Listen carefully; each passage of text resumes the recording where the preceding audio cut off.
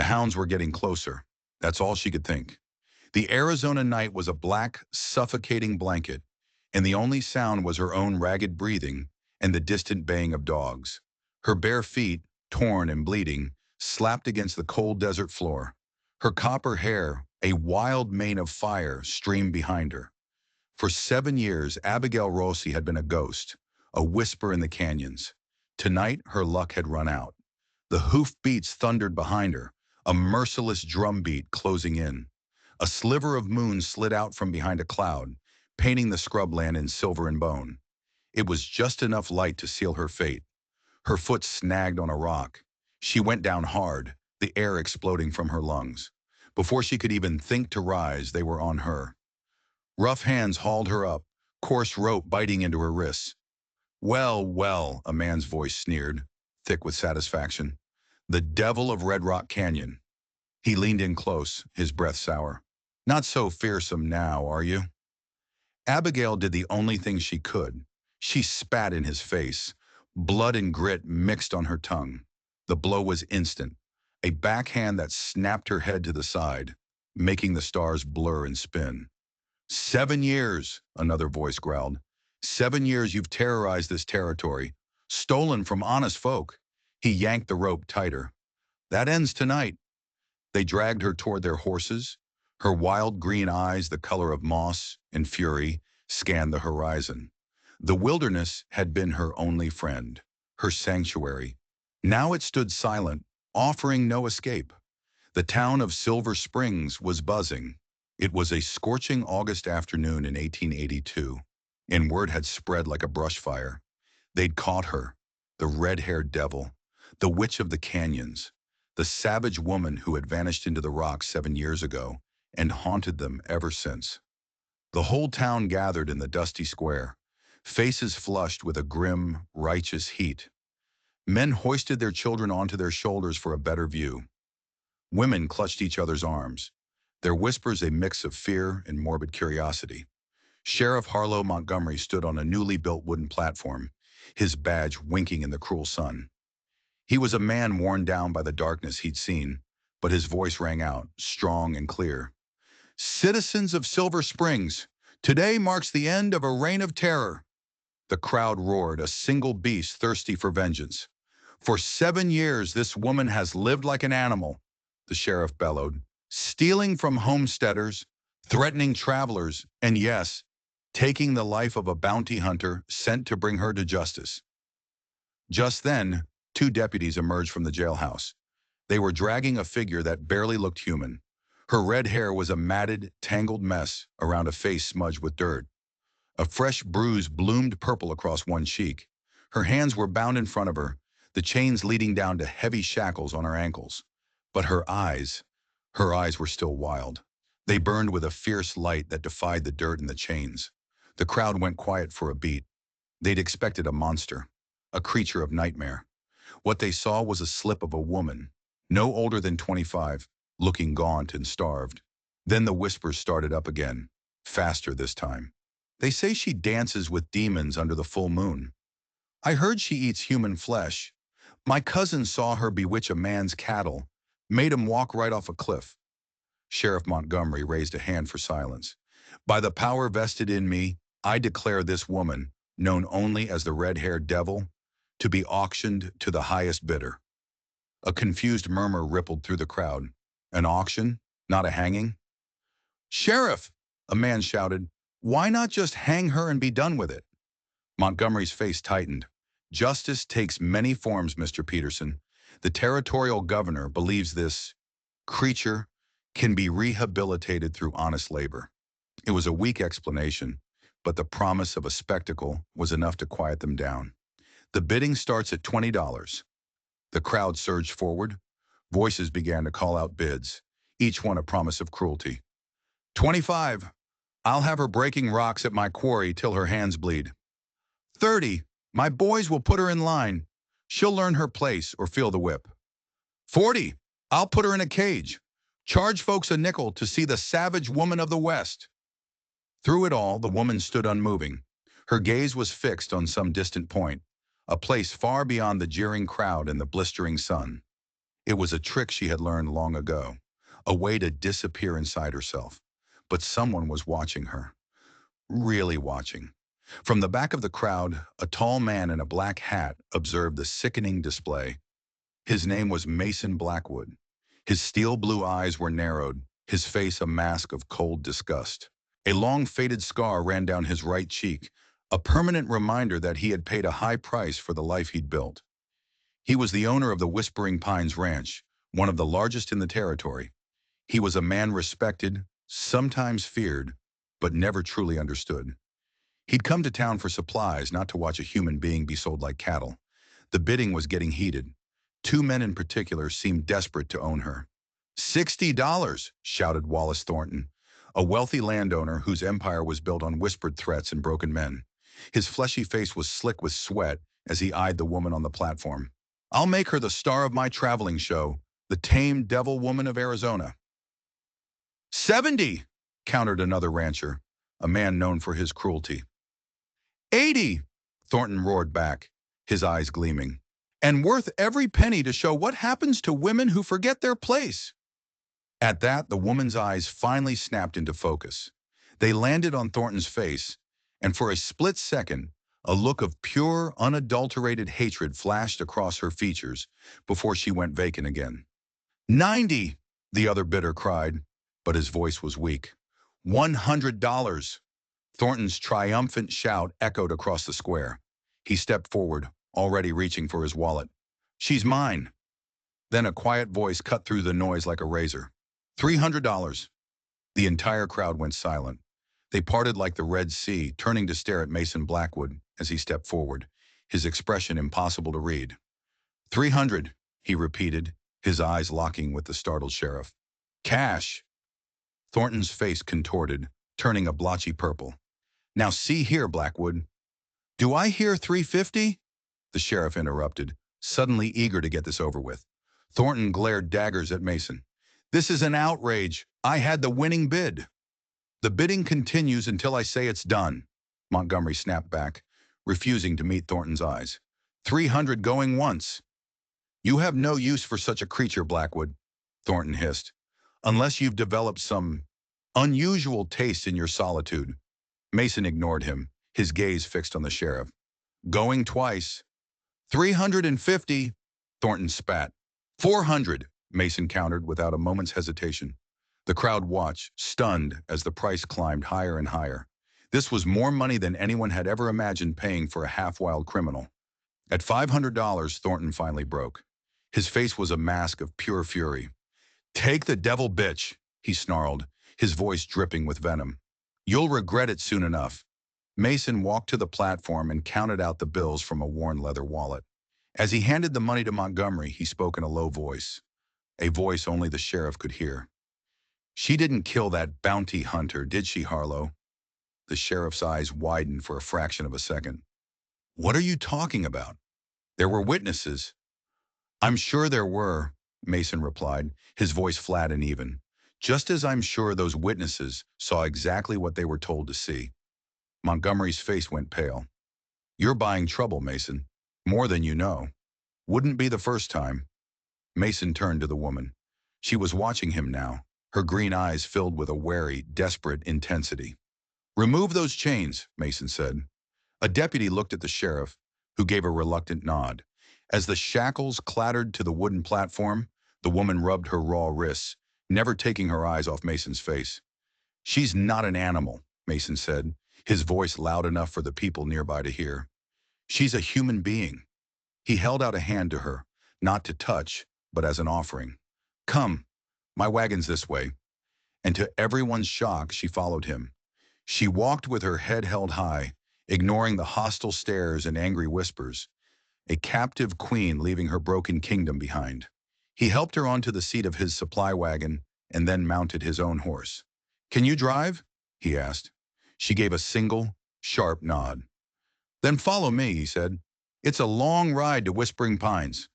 They left Silver Springs in a cloud of dust and resentment. The woman held the reins with a surprising skill, her back straight, her eyes locked on the horizon. Only when the town was a distant speck did she finally speak. Her voice was rough, like stones grinding together. Why? Mason didn't pretend to misunderstand. Because what they were doing back there was wrong. Not your problem, she shot back, her voice clipped and wary. I made it my problem. He rode closer, studying her profile against the setting sun. I know you're innocent, Abigail Rossi. Her head whipped around. The carefully constructed mask of indifference shattered, replaced by pure shock. The wagon swerved before she yanked it back onto the dusty track. How, how do you know that name? The question was a bare whisper. No one has called me that in 7 years. Because I knew your father, Mason said, his voice softening. Lorenzo Rossi. He was a friend. Abigail stared at him like he'd just grown a second head. Then suspicion flooded her eyes, hard and cold as a winter river. My father had no friends in this territory, only enemies who wanted what he found. I wasn't from this territory when I knew him, Mason explained. We met in Colorado back in '72. He was surveying for the railroad. A brilliant man. He spoke about his daughters all the time, Isabella and little Abigail. She flinched, her knuckles turning white on the reins. If you're trying to trick me, I have no reason to trick you, Mason interrupted. Your father saved my life during a rock slide. I owed him a debt I could never repay. When I started hearing rumors about a red-haired devil woman living in the canyons, I wondered if it might be one of Lorenzo's daughters. Abigail was silent, her mind reeling. She was torn between a lifetime of distrust and a desperate, flickering spark of hope. What happened to your family wasn't an accident, Abigail, Mason said, his voice grim. And you didn't kill that bounty hunter. Her green eyes, so fiercely guarded, suddenly shimmered with unshed tears. She blinked them away, her jaw tight. Who are you? She asked again. Mason Blackwood. I own Whispering Pines Ranch, about 5 hours from here. And what do you want from me? The question hung in the air between them, heavy with 7 years of pain and survival. Nothing, Mason answered simply. I want to give you a place to rest while we figure out how to clear your name. He paused. After that, what you do is your choice. Abigail studied his scarred face for a long, silent moment. Then she turned her eyes back to the road, her posture still rigid. I've heard that before, she whispered, more to herself than to him. Whispering Pines Ranch appeared out of the dusk like a promise. A sprawling collection of sturdy buildings, nestled against a backdrop of dark, pine-covered hills. A large 2-story house stood at the center, built from stone and timber that had weathered to a soft, silvery gray. It looked solid, safe, but Abigail wasn't buying it. As they rode into the main yard, her body tensed. Her eyes darted everywhere, mapping escape routes, assessing threats. The instincts of a cornered animal, honed over 7 brutal years. No one will harm you here, Mason said quietly, noticing her reaction. She didn't answer. Words were cheap. A tall black man emerged from the barn, his weathered face breaking into a warm smile when he saw Mason. But the smile faltered when he spotted Abigail. Mr. Blackwood, he said, his voice a low, rumbling baritone, wasn't expecting you back with company. Ezra, Mason nodded. This is Abigail Rossi. She'll be staying with us for a while. Ezra's eyes flickered with recognition, but his expression remained calm and courteous. He just touched the brim of his hat. Miss Rossi, welcome to Whispering Pines.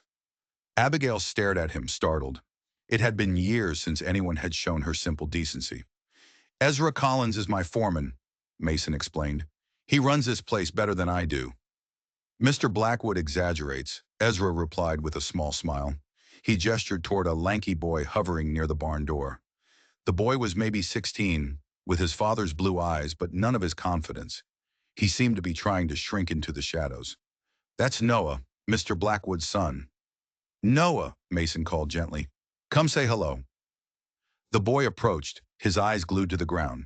He gave a quick, jerky nod in Abigail's direction before scurrying back toward the safety of the barn. He never said a word. My son doesn't speak much, Mason said, a shadow crossing his face. Not anymore. Before Abigail could process that, the door to the main house swung open. A stout Mexican woman appeared, wiping her hands on her apron. Poor Fen, I thought that town had swallowed you whole. Her dark eyes widened as they fell on Abigail. Sophia, this is Abigail Rossi, Mason said. Abigail, this is Sophia Martinez, the best cook in the territory. Sophia studied Abigail from head to toe, taking in the ragged clothes, the wild hair, the guarded posture.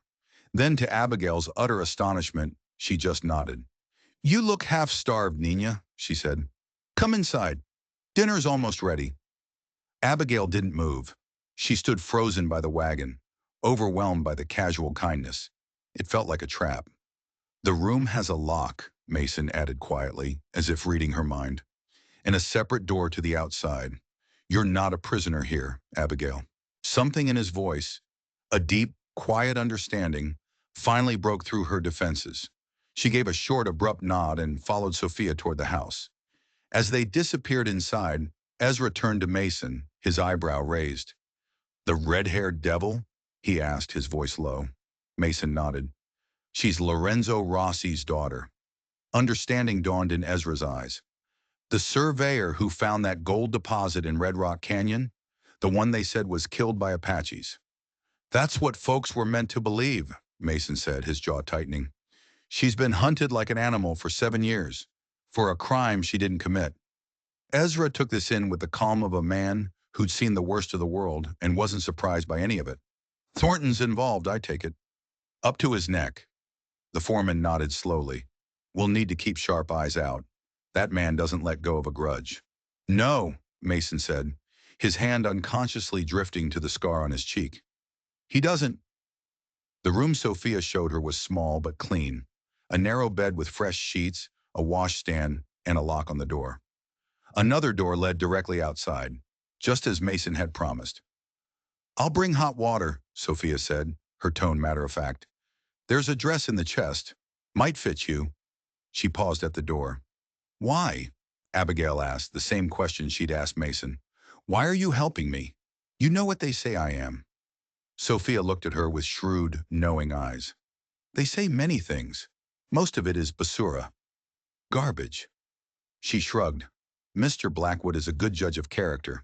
If he brought you here, he has his reasons. You trust him that much? With my life, Sophia replied without a flicker of hesitation. At Whispering Pines, Nina, we all have our ghosts. We just learn to live with them. With that, she left, closing the door softly. Alone for the first time since her capture, Abigail's composure finally shattered. Her legs gave out, and she sank onto the bed, her body racked with tremors. 7 years of running, of hiding, of fighting, had left her completely unprepared for this. For kindness. She scrubbed herself raw with the hot water and soap Sophia brought, watching the dirt of the wilderness swirl down the drain. In the small mirror, a stranger stared back. A gaunt, hard-eyed woman with hollow cheeks. The girl she used to be was gone forever. A soft knock at the door made her jump, her hand flying to her side for a knife that wasn't there. Dinner's ready, Sophia's voice called. Come eat. Her stomach clenched with a hunger so sharp it was painful. Caution warred with need. Hunger won. She entered the kitchen to find the large table set for 5. Mason at the head, Ezra to his right. Noah slipped in and took a seat as far from his father as possible. When Abigail appeared in the doorway, they all stopped talking. She stood frozen, a wild thing caught in the light, ready to bolt. Join us, Mason said simply, gesturing to an empty chair. She chose the one with its back to the wall, closest to the door. An escape route. Always have an escape route. Sophia ladled a thick, fragrant stew into her bowl. Abigail didn't touch it. She watched the others, waited. Mason saw her hesitation. Without a word, he reached over, took a spoonful from her bowl, and ate it. A simple, silent message. It's not poisoned. It's safe. She picked up her spoon. The first taste of hot, savory food nearly brought her to tears. It was a pleasure so intense, so forgotten, it was almost pain. She ate slowly, listening to the quiet conversation around her. Normal talk, ranch talk, nothing about the wild woman at their table. Miss Rossi, Ezra said suddenly. His voice was calm, conversational. Ever encounter that pack of wolves that's been troubling our south pasture? She tensed. But the question wasn't a threat. He was treating her like an expert, not a monster. "Gray wolf," she said, her voice hoarse. "5 adults, 3 cubs. They hunt deer. They stay away from humans unless they're threatened." Ezra nodded thoughtfully. "That matches what I've observed. They took a calf last month, though." "The logging in Weber's Canyon probably disrupted their hunting grounds," she replied, then fell silent, surprised at herself for speaking so much. The conversation flowed on, peaceful. It was a word she had almost forgotten. As the meal ended, Mason looked at her. "For tonight, rest. You're safe here." She met his gaze, her own eyes still full of shadows. "No one's safe," she said softly. "Not really." A flicker of pain crossed Mason's face. "Perhaps not, but tonight you have walls around you and a lock on your door. It's more than you had yesterday." She couldn't argue with that. Back in her room, she stood by the window looking at the stars. For 7 years, she had slept under those same stars with one eye open. The soft bed behind her felt like a trap. She dragged the blanket and a pillow to the floor, into the corner where she could see both doors. She curled up, clutching a butter knife she'd palmed from the table. As exhaustion finally claimed her, her last thought was that she didn't understand these people. But for the first time in a very long time, she slept. She was jolted awake hours later by a sound, a cry, quickly muffled, coming from upstairs. Silent as a shadow, she crept from her room, the butter knife clutched in her hand. She moved up the creaking stairs, a predator in a strange new forest. A door at the end of the hall was slightly ajar. A sliver of moonlight cut through the darkness. She peered through the crack. Inside, Mason was sitting on the edge of a bed. His son Noah was thrashing, caught in the grips of a nightmare. "Shh, it's all right," Mason murmured, stroking the boy's hair. "You're safe, Noah. It's just a dream." The boy's eyes flew open, wild with terror. He scrambled backward, his mouth opening in a silent scream. "It's me, son," Mason said, his voice raw with pain. "It's just your father." Recognition slowly dawned in Noah's eyes. He nodded, pulling his knees to his chest. "The same dream?" Mason asked. Noah nodded again. "It wasn't your fault, Noah," Mason whispered, his voice breaking. "You have to believe me. Your mother's death. It wasn't your fault." Noah just turned his face away, his small shoulders shaking with silent sobs. Abigail backed away from the door, her heart aching. The confident rancher, who had faced down an entire town, looked utterly broken. His son was trapped in a prison of silence, haunted by a ghost. Sophia was right. Everyone at Whispering Pines had their ghosts, and they were very, very real. The next morning, Mason led her into his study. Maps of the territory covered one wall. He pulled an old leather-bound journal from a locked cabinet. "This belonged to your father," he said, placing it on the desk. Abigail stared at it, her hand trembling as she reached out to touch the worn cover. "How?" "He gave it to me for safekeeping, right before he was killed," Mason explained. "He knew he was being watched. He knew his discovery was too valuable." "The gold," Abigail whispered. "You know about it?" Mason asked, surprised. "I overheard him talking to Isabella the night before they came." Her voice was flat, devoid of emotion. "Men with torches. They killed my parents, burned our home. Isabella and I were in the root cellar. We heard everything." Mason's hands clenched into fists. "I'm sorry, Abigail. A man found us," she continued, her eyes distant. "He said he'd take us somewhere safe, but he sold us to different men. I was 13. Isabella was 17. The unspoken horror of what happened next hung in the air. "And you escaped." "3 years later," she said, her voice hard as flint, "I took his horse and I rode until it died. Then I walked. I walked until I found the canyons. I learned to disappear. And all this time," Mason's voice was tight with rage, "you've been hunted like an animal, while Wallace Thornton got rich from your father's discovery, built an empire on stolen gold." Her head snapped up. "Thornton? The man from the auction?" "The same," Mason said grimly. "He's controlled this territory for years through fear and violence. But I believe, together, we can bring him to justice." "Why would anyone believe me?" she scoffed. "I'm the red-haired devil, remember?" "Because we'll find proof," Mason insisted. "Your father's journal, his legal claim. It's all the evidence we need." My sister is dead, Abigail said flatly. She didn't escape like I did. Are you certain? Mason asked gently. She would have found me, Abigail said, her voice breaking for the first time. Isabella wouldn't have abandoned me. Mason didn't argue. Abigail, this is your chance. Your chance to reclaim your name, your birthright. Will you help me? She looked at him, at the journal, at the maps on the wall. For 7 years, her only goal had been to survive the next day.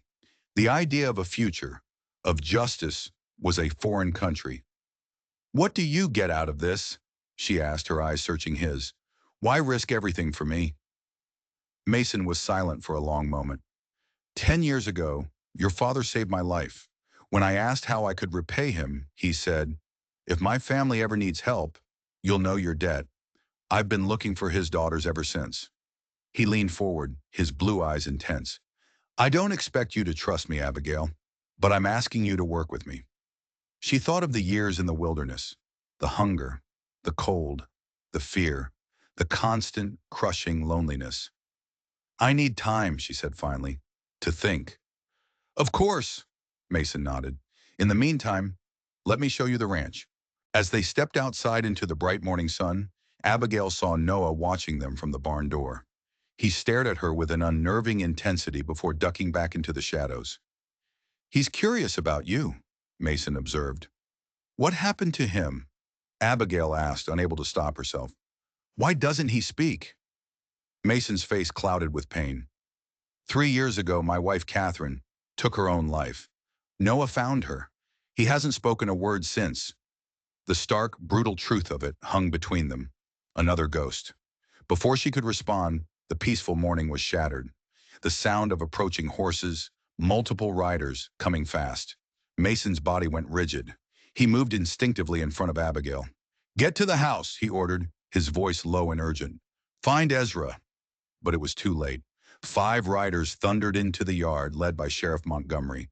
And right beside him, a triumphant smirk on his fleshy face, was Wallace Thornton. Mason Blackwood, the sheriff yelled. I have a warrant for the arrest of the fugitive, known as the red-haired devil. There's no fugitive here, Harlow, Mason replied, his voice dangerously calm. Just my guest, Miss Abigail Rossi, whose freedom I legally purchased yesterday. New evidence has come to light, Montgomery blustered. Let me guess, Mason said with a humorless smile. Mr. Thornton suddenly remembered some crucial detail. By now, Ezra had emerged from the bunkhouse, a rifle held loosely in his hands. The air crackled with tension. I have the bill of sale, Sheriff, Mason continued evenly. Signed by you. I suggest you take your warrant and leave my property. The law's the law, Mason. The law? Mason's voice turned to ice. Was it the law that let you stand by while Lorenzo Rossi and his wife were murdered for the gold on their land? Thornton urged his horse forward. You're treading on dangerous ground, Blackwood. That's when Abigail stepped out from behind Mason, her green eyes blazing. I remember you, Thornton, she said, her voice shaking with a fury that had been suppressed for 7 years. You were there, the night my parents died. You gave the order. Thornton's face flickered. The devil woman's delusional, Sheriff. You recognized me at the auction, Abigail pressed on, her voice rising. That's why you wanted to buy me, to silence me for good. This is absurd, Thornton blustered. Sheriff, do your duty. Montgomery hesitated, caught between Thornton's power and Mason's cold defiance. The territorial governor might be interested to hear about this, Mason said conversationally. It was a bluff, but a good one. The sheriff went pale. This isn't over, Thornton snarled, wheeling his horse around. That woman will bring you nothing but trouble, Blackwood. Trouble seems to find me regardless, Mason replied. As they rode off, Mason turned to Abigail, his eyes filled with concern. You just made a powerful enemy, she said quietly. He was already my enemy, Mason replied, his hand drifting to his scar. This just raises the stakes. A crack had appeared in the hard shell she had built around her heart, a tiny, dangerous flicker of hope. And for the first time in 7 long years, Abigail Rossi realized she wasn't alone in her fight. The days that followed were tense. Armed men patrolled the boundaries of Whispering Pines day and night. The ranch had become a fortress. But Abigail slowly began to find a rhythm. She learned to bake bread with Sophia, her hands clumsy at first, but slowly remembering the feel of domestic tasks. She learned the names of the horses, the layout of the pastures. She was watching Noah from a distance one morning when she saw him slip away from the barn and head into the pine forest. On instinct, she followed, moving through the trees like a ghost. He went to a small hidden clearing. He sat with his back against a large boulder and pulled a small, silver locket from his pocket. He opened it and stared at whatever was inside, his face a mask of grief. The scene was so private, she was about to leave when a twig snapped nearby. It wasn't her. Noah leaped to his feet, tucking the locket away, his eyes wide with fear. Someone else was in the woods. Abigail didn't hesitate. She moved low and fast, circling toward the sound. Through the trees, she saw him, a man with a rifle, his attention fixed on Noah. She exploded from the trees like a cornered mountain cat. She hit him hard, sending his rifle flying. They rolled down a short, steep incline, a tangle of desperate limbs. She came out on top, her knee pressed against his throat, a sharp rock clutched in her hand. "Who are you?" she demanded, her voice a low growl. "Why are you watching the boy?" The man gurgled, his eyes bulging. "Talk!" she ordered, pressing the rock to his temple. "Tucker," he gasped. "Work for Thornton. Just, just watching." "A spy," she hissed. Just then, Noah appeared at the edge of the trees, his eyes wide with a mixture of terror and awe. The man, Tucker, tried to use the distraction to throw her off, but she slammed him back down. "Stay still," she warned, "or I'll spill your brains across the forest floor." He believed her. "Noah," she said, her eyes never leaving her captive. "Go, find your father. Tell him we have a visitor." The boy didn't need to be told twice. He sprinted back toward the ranch. Minutes later, Mason burst into the clearing, rifle ready, Ezra right behind him. Noah was clinging to his father's horse. "Abigail," Mason's eyes took in the scene. "Are you hurt?" "I'm fine," she replied, rising gracefully as Mason leveled his rifle at the spy. "Found this snake watching your son." Mason's face was hard as granite. "Tucker, isn't it? One of Thornton's hired guns." He gestured with his rifle. "Ezra, escort our visitor to the property line. Make sure he understands what will happen if he sets foot on Whispering Pines again." As Ezra hauled the terrified man away, Mason turned to Abigail. "Thank you," he said, the words heavy with emotion. "If you hadn't followed him—" He looked at his son, who was still silent, his eyes downcast. "Noah, you know it's not safe to come out here alone." "He comes here often," Abigail said quietly. "It's a special place for him." Mason looked at her, surprised. "How do you know that?" "The path is well worn," she explained. "He comes here to be alone." A look of shame crossed Mason's face, as if he'd failed to know this simple thing about his own son. Later that day, Mason brought her back to his study. He spread a map across his desk. "After this morning," he said, his voice grim, "we have to accelerate our plans. I need you to show me exactly where your father's claim was." Abigail's heart clenched. To go back there, to the place where her life had been shattered. But looking at Mason's determined face, she knew he was right. She leaned over the map, her finger tracing a familiar line of cliffs. "Here," she whispered. "Our home was here." "That's Thornton land now," Mason said. "It was never his to take," she shot back, anger giving her strength. "My father filed a legal claim, which I'm sure disappeared," Mason finished. "But he once told me he kept the family Bible, with all your family records, in a metal box, buried beneath the floor of the root cellar." The memory hit her like a physical blow, her father placing the heavy book in the box. "Our family's heart," he had called it. "If it's still there," she breathed. "Then we'd have proof of your identity," Mason said. "Proof that Thornton is a murderer and a thief. Combined with the claimed documents, it would be enough." The thought of returning was terrifying, but the thought of justice, that was a powerful lure. "When do we leave?" she asked. "Tomorrow," Mason replied, "at first light." That evening, she found Noah on the porch steps. They sat in a comfortable silence. He showed her the locket. Inside was a miniature portrait of a beautiful, sad-eyed woman, his mother. Abigail told him, very quietly, about losing her own family, about thinking her sister was dead. To her astonishment, the silent boy reached out and patted her hand, a simple gesture of comfort that almost broke her. Mason found them there. After he sent Noah to bed, he sat beside her in the gathering dusk. "He showed you Catherine's locket," he said. It wasn't a question. "She was beautiful." "Yes," Mason said, his voice thick with old pain. "She was." He told her then about his wife's struggle with a darkness in her mind, about the day he came home from town to find his son standing under the old oak tree, struck silent by the horror he'd seen. "He was only 13, Mason whispered. "The same age you were when you lost everything." "Sometimes," Abigail said slowly, "silence is the only way to survive. Words are too small for that kind of pain." Mason looked at her, really looked at her, and a deep understanding passed between them. They rode out before the sun crested the horizon. Mason, Abigail, Ezra, and another ranch hand named Jim. They took the high Apache trails, winding through canyons that were achingly familiar to Abigail. When they arrived at the valley, it was worse than she had imagined. Where her home had been, there was only a blackened foundation, slowly being reclaimed by the desert. The barn was a skeleton of charred beams. She stood frozen, assaulted by ghosts. Her father's laugh, her mother's touch, her sister's voice, and over it all, the screams and the smell of smoke. "Abigail," Mason's voice was gentle beside her, "we don't have to do this." "Yes," she said, her own voice a stranger's. "We do." She led them to the collapsed remains of the root cellar. Ezra and Jim began to dig. After an hour of hard work, they cleared the entrance, a set of stone steps leading down into darkness. "I'll go," Abigail said, taking a lantern from Mason. She descended into the cold, damp air.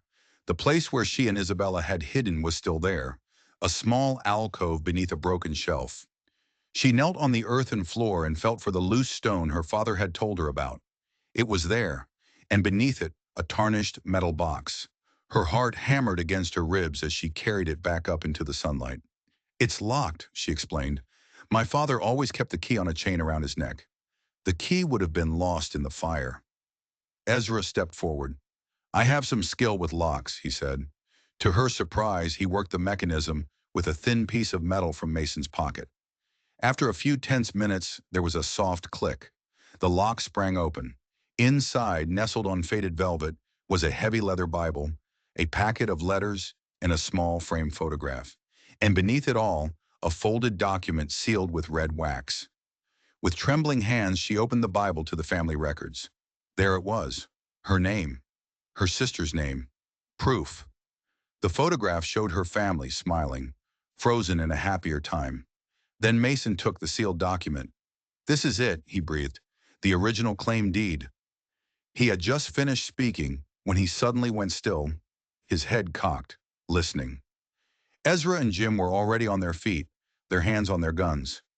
"Riders," Ezra said, his voice low and tense. "At least 5 of them. Coming fast." Thornton, he must have had them followed.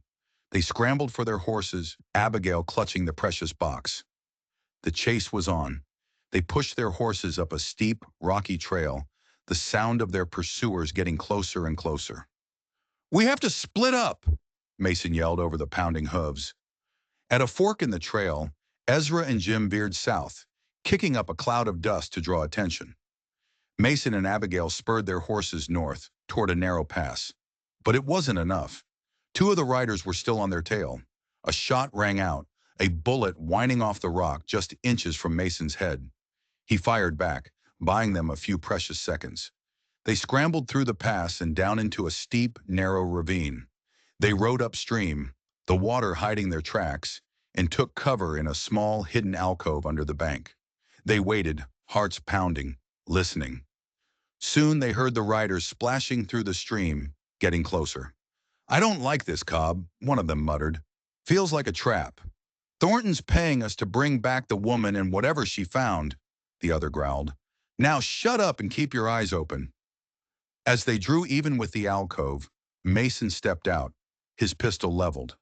"That's far enough," he said, his voice like ice. The men froze. The one called Cobb made a fatal mistake. He swung his rifle toward Mason. Mason's shot echoed off the canyon walls. Cobb tumbled from his saddle, clutching a bloody shoulder. The other man immediately dropped his rifle and threw his hands in the air. "Now," Mason said, his voice dangerously calm, "you're going to deliver a message to Wallace Thornton." He stepped forward, his eyes blazing. "Tell him we have the deed. Tell him we have proof of his crimes. Tell him we're coming for him." Abigail stepped out from the shadows beside him. "And tell him Abigail Rossi remembers his face from the night he murdered her parents," she added, her voice dripping with venom. "Tell him there's nowhere left to hide." They sent the terrified men on their way and rode deeper into the canyons. "You want him to know we have the deed?" Abigail asked. "Won't that make him more dangerous?" "Yes," Mason said with a grim smile. "Desperate men make mistakes." As they rode, she finally asked him, "Your scar, Thornton gave it to you, didn't he?" Mason nodded. "7 years ago, when I first came here looking for you and your sister, I asked too many questions." His men delivered a warning. "But you stayed." "I owed your father a debt," he said simply, "and I don't back down from bullies." They made it back to Whispering Pines just as the sun was rising. They were exhausted, battered, but victorious. Noah came racing out of the house, throwing his arms around his father in a fierce, silent hug. But then Dr. Reed appeared in the doorway, her face pale and etched with worry. "Mason, Abigail," she said, her voice grave, "there's been a development." They gathered in the study, a sense of dread filling the room. "A woman arrived in Silver Springs the day after you left," the doctor said, her eyes fixed on Abigail's face. "She was asking questions about the red-haired devil, about Mason Blackwood." "One of Thornton's people," Abigail said, her hand going to her knife. "No," Eleanor replied softly. "She claims to be Isabella Rossi." The world stopped. The air left Abigail's lungs. "That's impossible," she whispered. "Isabella is dead." "She's very much alive," the doctor said gently. "And she's here. I brought her back with me. She's resting upstairs." Abigail didn't wait. She bolted from the room and took the stairs 2 at a time, her heart a frantic drum against her ribs. She burst into the guest room. A woman was lying on the bed, thin and pale, her dark red hair streaked with gray.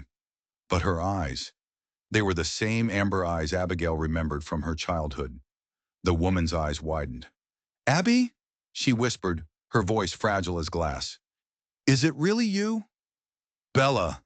Abigail sobbed, crossing the room in 3 strides and gathering her sister into her arms.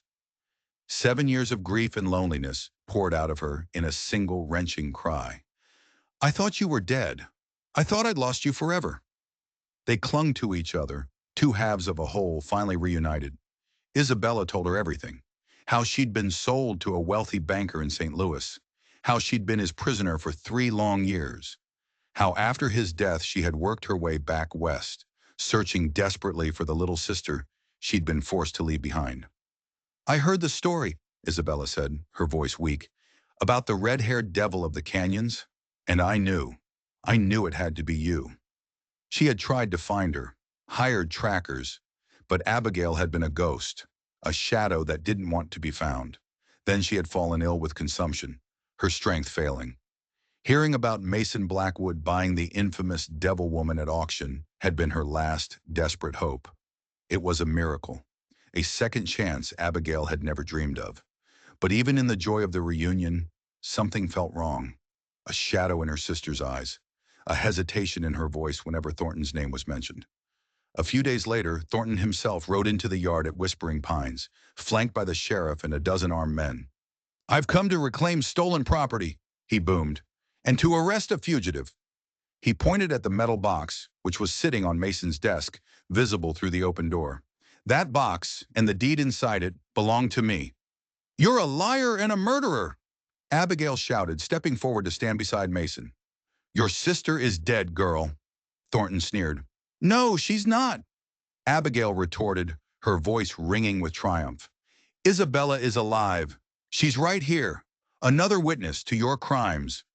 Just then, Isabella appeared on the porch. When she saw Thornton, all the color drained from her face. She looked terrified. "Isabella?" Thornton said, and his voice was soft, familiar. A chill went down Abigail's spine. It's been a long time. Bella? Abigail whispered. How does he know you? She hasn't told you. Thornton laughed, a cruel, vicious sound.